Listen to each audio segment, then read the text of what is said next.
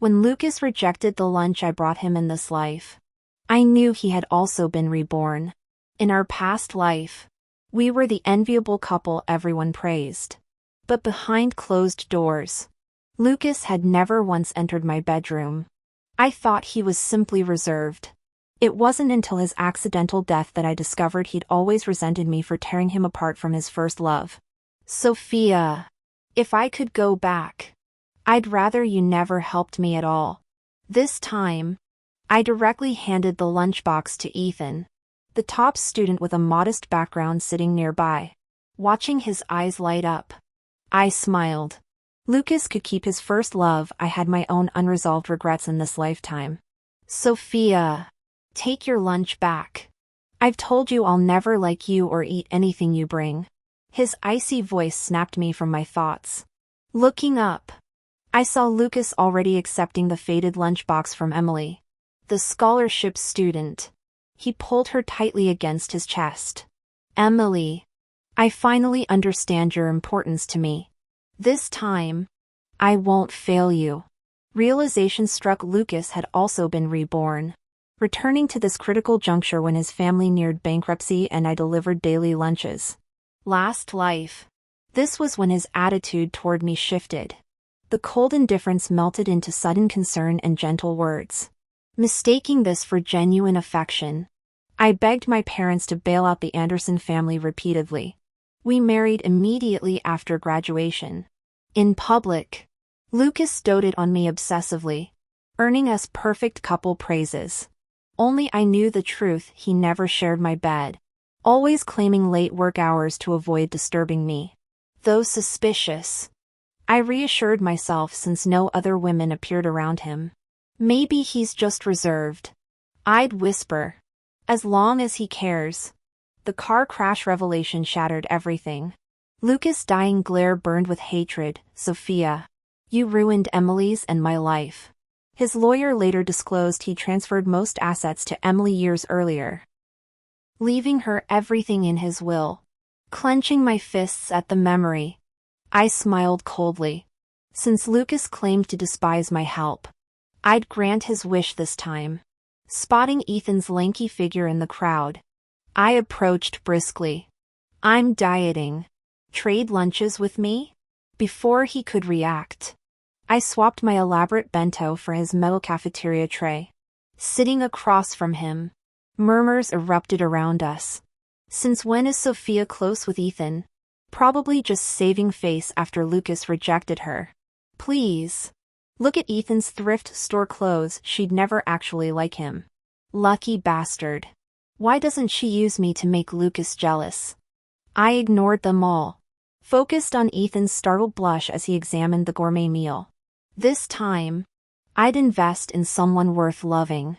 After all, no amount of explanation can compare to actions that follow. One day, everyone will realize I truly don't care about Lucas anymore. Watching Ethan's stunned expression, I pushed the lunchbox toward him. Why are you still spacing out? Eat before it gets cold. Do you need me to feed you? In my past life, my reunion with Ethan began with feeding him. Back then, I was drowning in pain and despair.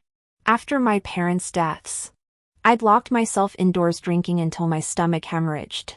When Ethan broke in with help, I'd already collapsed on the living room rug. Waking in the hospital, I met bloodshot eyes. The Ethan of that time had become a tech mogul, yet he still gently fed me congee. He helped me rebuild my life, hiring lawyers, fighting legal battles, reclaiming my inheritance. I sensed his feelings, yet he maintained careful distance. I thought I'd misread him. Someone of Ethan's status could have any woman. Why would he want me? Only later, through Lucas's assistant, did I learn the truth. Years of childhood hunger and overwork had given Ethan terminal stomach cancer. His final wish was simply to see me live well. Miraculously, the night after Ethan's funeral, high fever transported me back here. This time, I'll ensure we both live long, fulfilling lives. No more empty stomachs. I'll keep him healthy and well fed. Smiling, I lifted a lion's head meatball to his lips with chopsticks. Try this. Ethan flushed crimson, ducking his head. I can feed myself. He took the meatball, ears burning as he ate. My smile widened. Sane shy Ethan. Whether past or present. Slow down. I cautioned, placing soup beside him. Don't choke. Meanwhile, Emily's lunchbox contained only steamed buns with pickles and bean sprouts. Even Lucas's friends grimaced. Seriously, Lucas? You skipped Sophia's gourmet meal for this? Emily hung her head. Sorry, Lucas. This is all I can afford. Though taken aback, Lucas clasped her hands. It's perfect. Homemade meals mean more than chef-prepared dishes. I stayed away before because I didn't want to burden you. But now, he bit into the bland bun, forcing a smile. The barbed comment about chef-prepared dishes clearly targeted me. But I'm no longer the girl who crumbled at Lucas's words. My meals might come from nutritionists and 5-star chefs. But that doesn't diminish my sincerity. Are these not better than those damn leaves? Suddenly, a spare rib appeared on my plate. Ethan had placed it there using a clean pair of chopsticks. You should eat too. The man's voice was low, tinged with apprehension as if worried I might reject his gesture. You're perfect as you are. Cooking isn't just for girls. Some guys are great at it too. Ethan's ears flushed crimson again. I smiled wider, recognizing his attempt to comfort me. After all, I'd tasted Ethan's culinary skills countless times in my past life. We were halfway through our meal when Lucas approached hand in hand with Emily. Their interlaced fingers and hostile glares spoke volumes. Sophia, whatever scheme you're plotting now, know this: I'll only ever love Emily. Stop these pathetic antics. They only disgust me more. Emily's eyes welled up dramatically. Sophia, I know you adore Lucas too. But we're soulmates. Please, let us be. Anyone overhearing might think I was some home-wrecking villain. Ironically, in my previous life, I hadn't learned of Emily's existence until after Lucas' death. Wiping my mouth calmly with a napkin, I responded, Fine. You have my blessing. What did you say? Lucas blinked, clearly expecting my usual dramatics. Even surrounding students pretending not to eavesdrop snapped to attention. I said I don't love you anymore. Lucas. May you two stay together forever. Truly. I bit back the addendum, just don't infect others with your toxicity. Lucas! She approves. Emily squealed, flinging herself into his arms. Lucas managed a stiff smile that didn't reach his eyes. Watching their retreating figures, I scoffed. Love might sustain you. But how long could this romance last without substance? After lunch, I gripped Ethan's hand while exiting the cafeteria, drawing curious stares from classmates accustomed to my past theatrics pursuing Lucas. In a shadowed alcove, Ethan abruptly pulled away. Sophia, are you using me to make Lucas jealous? His neutral tone couldn't mask the vulnerability that made my chest constrict. No. It's not like. It's okay. He interrupted gently. Even if you were, I wouldn't mind. However you need me, I'm here. The raw sincerity in his gaze stung my eyes. This man had sacrificed everything for me across 2 lifetimes. Perhaps explanations could wait, he'd only resist my efforts to repay his kindness otherwise. Then come with me somewhere first. I took Ethan's hand again. The man instinctively followed my lead. Where are we going? The hospital. After a series of physical examinations, particularly focusing on gastric health, the doctor confirmed Ethan only had mild gastritis requiring medication. I exhaled deeply in relief his condition hadn't progressed to stomach cancer yet. Emerging from the hospital, Ethan still looked bewildered. Sophia, will getting checked up here really upset Lucas? I chuckled at his logic but avoided answering directly. Instead, I meticulously reminded him to take his medication and promised daily meal supervision. Mid-sentence, his fingers closed around my wrist. Is there anything else you want me to do? Just say the word. His persistence in helping struck me. Reaching up, I brushed aside the messy bangs shadowing his eyes. He froze but didn't retreat. Sunlight illuminated his face as I smiled. Yes, Ethan. I want to see you radiant. Did you know your smile is breathtaking? They say gut health reflects emotions. Besides, I teased, you're actually quite handsome under that hair. Years later, this man would become the dream of countless heiresses. With proper styling, he could have charmed his way into effortless success. But that wasn't his path. Returning home, I found the Andersons waiting with their scowling son. Lucas sprang up immediately. Sophia! You promised to step aside for Emily. Why drag my parents here? Your noon act meant nothing. We don't need Jones family charity, I'll save our company myself. Just leave me alone. Memory resurfaced their past pleas for help during my obsession era. Since Lucas declines assistance, we're done here. Mom. Dad. No need to keep our guests for dinner. I ascended the stairs without glancing back, hearing Dad tersely instruct Tom to show them out. In my room, I gathered surplus blankets and winter gear.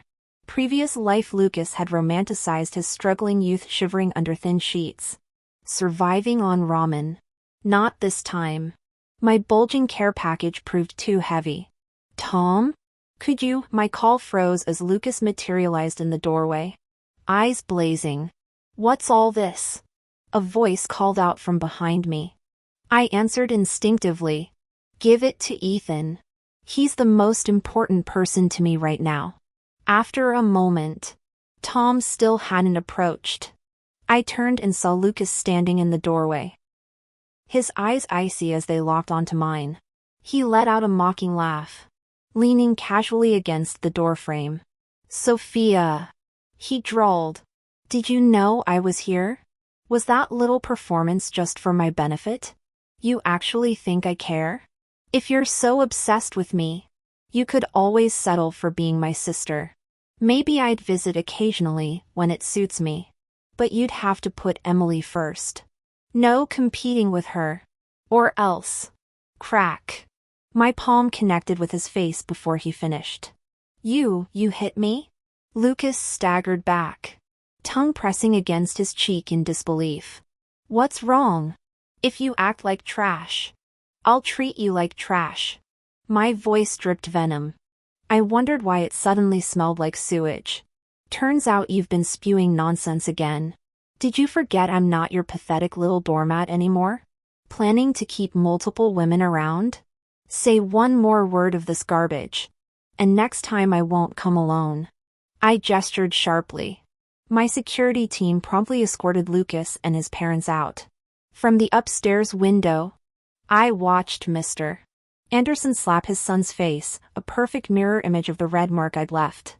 I told you to smooth things over with that girl. His father roared. What the hell were you thinking? Lucas glared defiantly. We don't need the Jones family's help. I'll rebuild our fortune myself. I nearly laughed. In my past life, I'd believed Lucas's cruelty toward me masked genuine love for Emily. Now I saw the truth, his love was always transactional. Back then, he'd chosen me to avoid bankruptcy. This time, certain of his success, he picked Emily, while still trying to string me along. The man was rotten to the core. Thank God we're done forever. After packing, I bought Ethan several new outfits before heading to campus.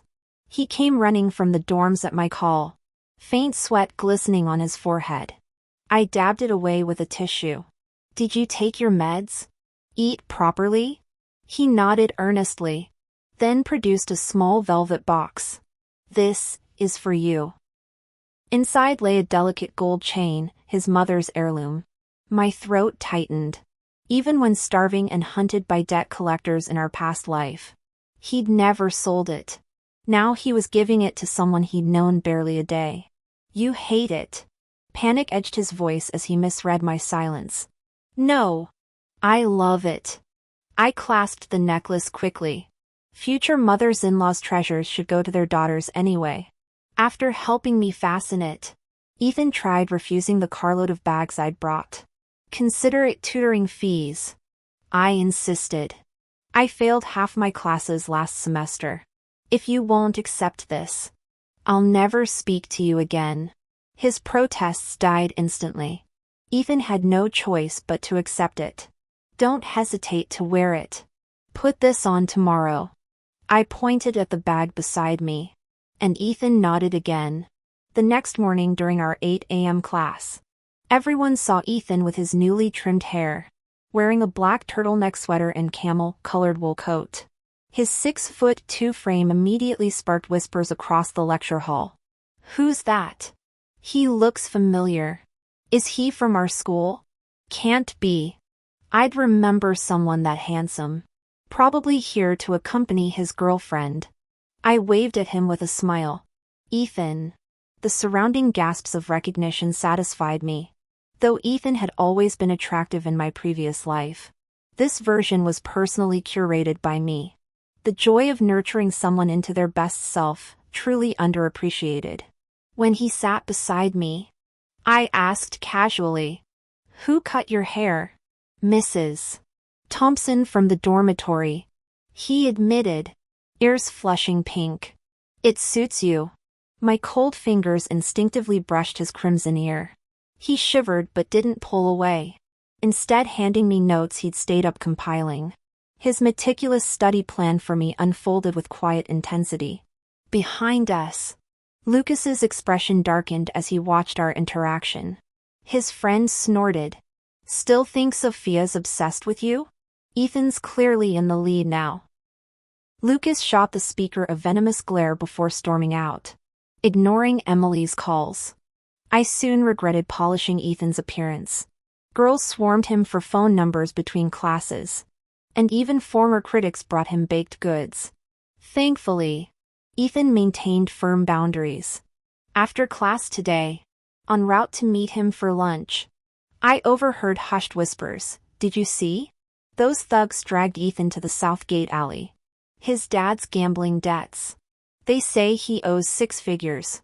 This is why my mom says looks don't pay bills." My heart dropped. Sprinting toward the commotion, I heard a sickening thud, skull meeting brick. The scene in the alley froze me, multiple burly men groaning on concrete while Ethan stood untouched, lighting a cigarette with bloodied fingers. He ground the lit end into a thug's wrist beneath his boot. The man's scream echoing off walls. "His debts aren't mine." Ethan's voice carried Arctic chill. "Maim him all you want, but if you harass anyone near me again," he crushed the cigarette dead, "I'll make you regret being born." The gang scrambled away. "Who's there?" Ethan's gaze snapped to my hiding spot. I stepped out sheepishly. "Just me." He froze, bloodied hand trembling as our eyes met. I rushed to check his injuries. The moment my fingers brushed Ethan's hand, he jerked back as if electrocuted. I tightened my grip. "Don't move." Ethan froze instantly, letting me examine him from head to toe. Aside from the scrapes on his face, I only found a cigarette burn on his knuckles, likely from the thug he pinned beneath his boot earlier. I dragged Ethan out by the wrist, surprised when he offered no resistance. "Wait here," I ordered at the pharmacy entrance. He sat obediently on the concrete steps, not shifting an inch until I returned with disinfectant. As I dabbed at his wounds, Ethan finally broke his silence. "You don't hate me?" I didn't look up from applying ointment. "Hate you for what? Defending yourself against those creeps? Or for keeping distance now so your blood won't stain my clothes?" I'd known since long ago that Ethan wasn't some simple college boy. Anyone with half a brain could see it, the way he'd built an empire from nothing in our previous lives, commanding both respect and fear within a decade. Ruthless brilliance defined him. Yet none of that negated his tenderness toward me. Honestly, What girl wouldn't want a boyfriend who's all sharp edges to the world but soft only for her? His lashes cast shadows as he muttered. You said you hated people who fight. When did I ever? They threatened to go after you. The words tumbled out in a rush. That guy found out we've been spending time together. I only reacted when he said he'd harass you. I didn't mean to. I yanked his collar and silenced him with a kiss. His lips felt cool and slightly chapped. When I pulled back, Ethan stared dumbfounded. You kissed me? Problem? I arched an eyebrow. I'll kiss whoever I want. His hands cradled my neck before I finished speaking. This wasn't like my chaste peck. Ethan kissed like a man starved, pouring years of restrained longing into every searing press of lips. My knees buckled long before he finally released me, both of us gasping for air. Though we officially became a couple that day, our campus routine changed little. I still brought him lunch, he still tutored me between classes. The only difference came in stolen moments when Ethan would corner me behind lecture halls, his kisses growing bolder each time. While we navigated new intimacy, trouble brewed between Lucas and Emily. Rumor had it Emily publicly slapped Lucas twice, first for failing to book her birthday at a 5-star hotel, then for gifting a counterfeit Hermes bag when he couldn't afford the real thing. The campus gossip mill churned mercilessly, though few knew the full story behind their unraveling romance. But I wasn't in the mood to gloat. Because at that moment, Ethan was forcing me to study for the CET-6 at the library across from campus. I slumped miserably as the man marked red X after red X on my freshly completed practice test, feeling utter despair. Ethan, maybe we should focus on my major courses or calculus instead? Those seem more important. He firmly pressed his hand over mine. No need. You've mastered those subjects already. Passing next month's English exam is your top priority now. His eyes remained fixed on my translation assignment. I secretly glared at his profile before turning away. This man was perfect in every way except for his ruthless academic standards. Ding! My phone lit up with Ethan's message. Finish studying properly tonight, and I'll let you touch my abs. I immediately straightened up, whipping my head around to find his ears burning crimson even as he continued grading my papers. The man certainly understood motivational teaching methods. Thanks to my dedicated nutritional support, Ethan's physique had begun filling out nicely. Last time I peeked, there were 6 distinct abdominal muscles, not quite matching his 8-pack from our previous life, but still satisfyingly firm under my fingertips. When he leaned closer to explain a grammar point, I whispered, "You'd better keep your promise." His lashes fluttered as he pressed his lips together, finally answering with a soft hum after making me wait. After leaving the library, Ethan went to buy me ice cream. Waiting outside, I witnessed Lucas and his father emerge dejectedly from the adjacent office building. Mr. Anderson's voice carried clear frustration. You claimed Director Wong would definitely invest if you presented the proposal. We waited all morning and he wouldn't even see us. You've completely embarrassed me. The older man stormed off in his car, leaving Lucas muttering to himself, "This can't be, it was different last time." I smirked inwardly. Of course it had been different before in our previous life. My family had secretly guaranteed all of Lucas's business ventures. We'd discreetly prep every executive he planned to meet, covering any investments they declined. No one refused free money disguised as favors. Rich people's successes are built on trial runs, not vision. But who can afford constant failures? My parents had hidden this to protect Lucas's fragile ego, only wanting him to treat me well. Instead, we'd nurtured an ungrateful wolf. Ethan returned with our ice cream just as I watched Lucas's retreating figure.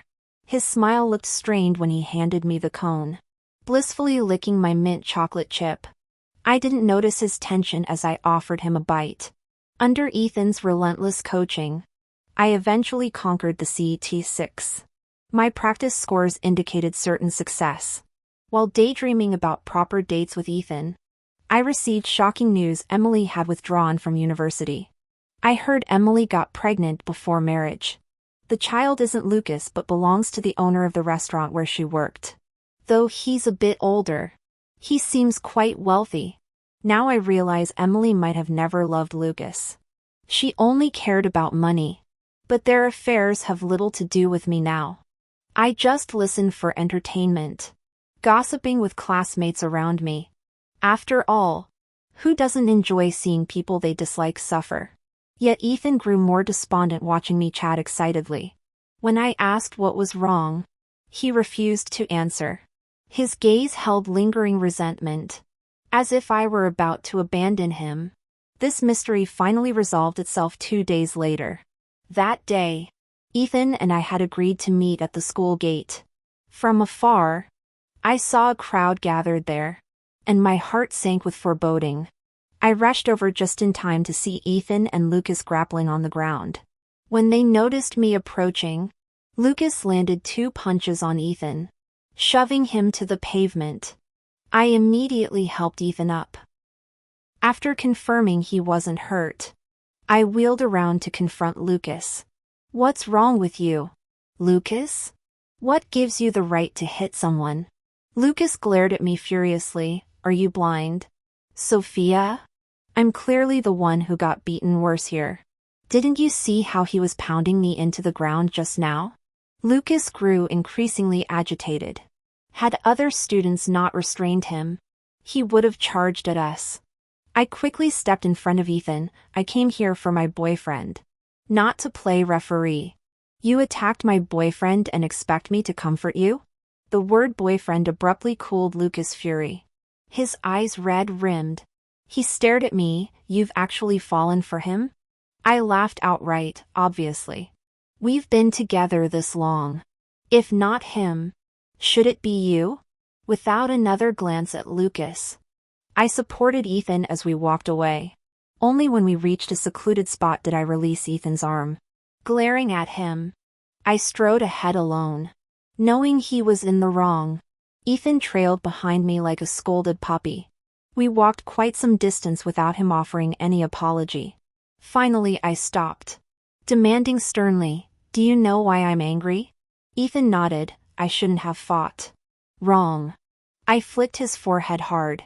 He bent forward obediently. His forehead reddened instantly. Yet he didn't flinch, still watching me mournfully. "I'm angry you let Lucas hit you on purpose. After all this time together, how could I not know your skills?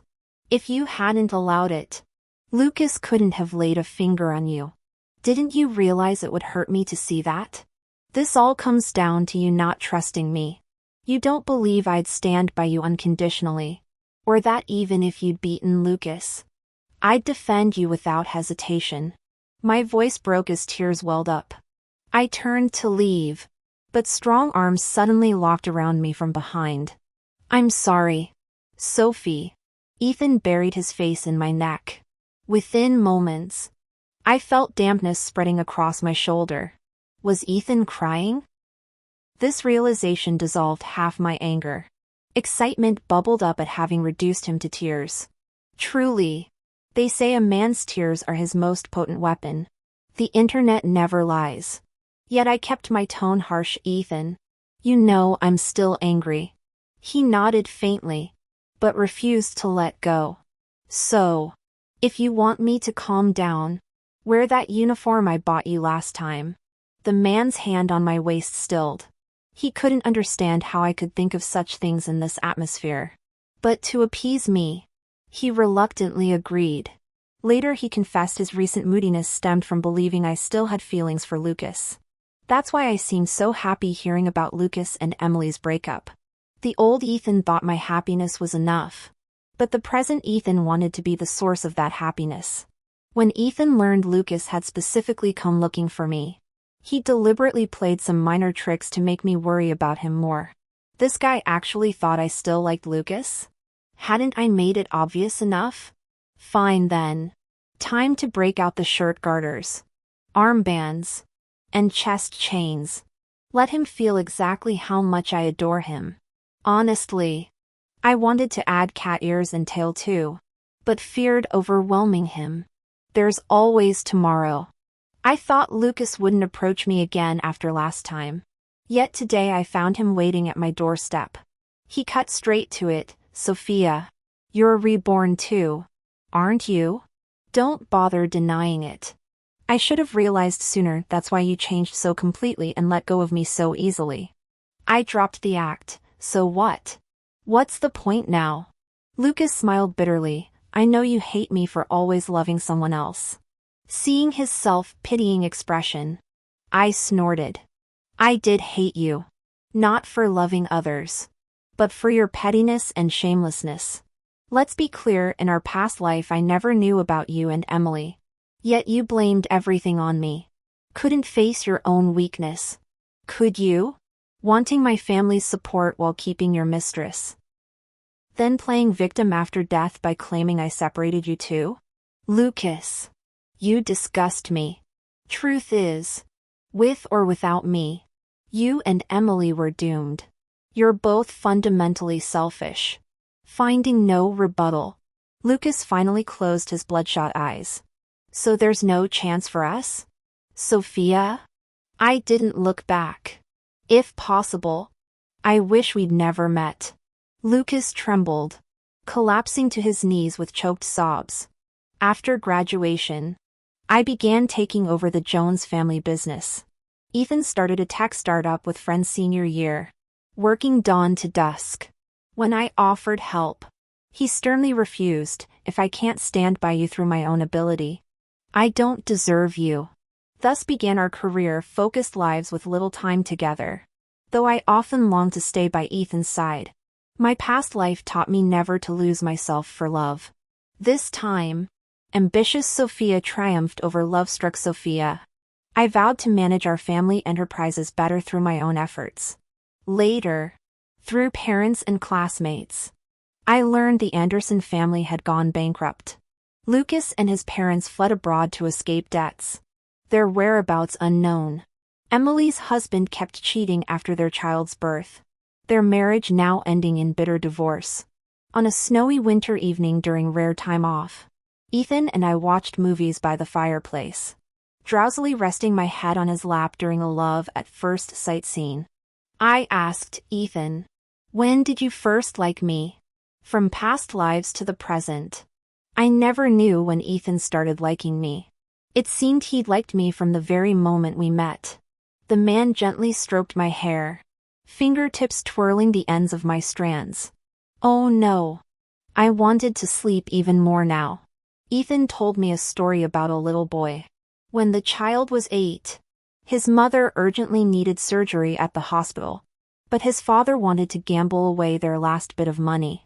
Right at the hospital entrance, father and son began arguing, though it was really just the father beating his son. The boy couldn't fight back, desperately clutching the money against his chest while adults nearby lived away. Finally, a little girl sent her bodyguards to drag the man to the police station. I hate people who fight, she huffed angrily. My parents say bullies belong in jail. Not only did the girl buy the boy lunch, but she begged her parents to cover the surgery costs. When leaving, she promised to visit him again. But the boy waited and waited, and the girl never returned. Though his mother ultimately didn't survive, the boy remained eternally grateful, longing to personally thank that little girl. So thank you, Sophia, Ethan whispered, brushing a kiss across my sleeping face. He turned off the TV, scooped me into his arms, and carried me toward the bedroom. The winter chill made him eager to return to our warm bed. After all, what husband wouldn't want to snuggle with his wife under the covers?